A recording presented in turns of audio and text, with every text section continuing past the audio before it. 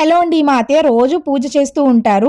దీపారాధన కుందులు ఇట్లా నల్లగా అయిపోతూ ఉంటాయి కదా! ప్రతిరోజు వీటిని కష్టపడి క్లీన్ చేయటం కన్నా కానీ సింపుల్‌గా ఫాస్ట్‌గా అయిపోయే ప్రాసెస్ ఏంటి అంటే ఒక గిన్నెలోకి వేడి నీళ్లు తీసుకొని ఇందులోకి బేకింగ్ సోడా అలాగే కొంచెం చింతపండును వేసుకున్నామనుకోండి మంచిగా కలిసిపోతాయన్నమాట.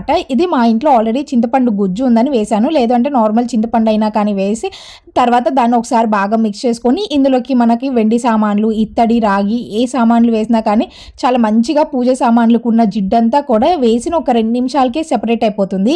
మీరిక్కడ చూస్తున్నట్లయితే పైనుంచి కొంచెం తెల్ల తెల్లగా కనిపిస్తూనే ఉన్నాయి కదా! ఇంకొంచెం చింతపండు కానీ లేదు అంటే ఉప్పు గానీ తీసుకొని రుద్దామనుకోండి చాలా ఈజీగా క్లీన్ అయిపోతాయి. ఎక్కువ శ్రమ లేకుండా ఈజీగా క్లీన్ చేసుకోవచ్చనమాట. మా అత్తయ్య ఇట్లాగా పూజ సామాన్లన్నిటిని వేడి నీళ్ళలో వేసుకొని పూజ దగ్గర అన్నీ కూడా పనులు చూసుకొని ఆ తర్వాత వచ్చి క్లీన్ చేస్తది. ఈజీగా తొందరగా అయిపోతదనమాట. చూసారా ముందు ఎంత నల్లగా జిడ్డు పట్టి ఉన్నాయో క్షణాల్లో ఇంత నీట్‌గా క్లీన్ అయిపోయినాయి. మీకు నచ్చితే ఉపయోగపడే వాళ్ళకి డెఫినిట్‌గా షేర్ చేసి మీరు కూడా ట్రై చేసేయండి.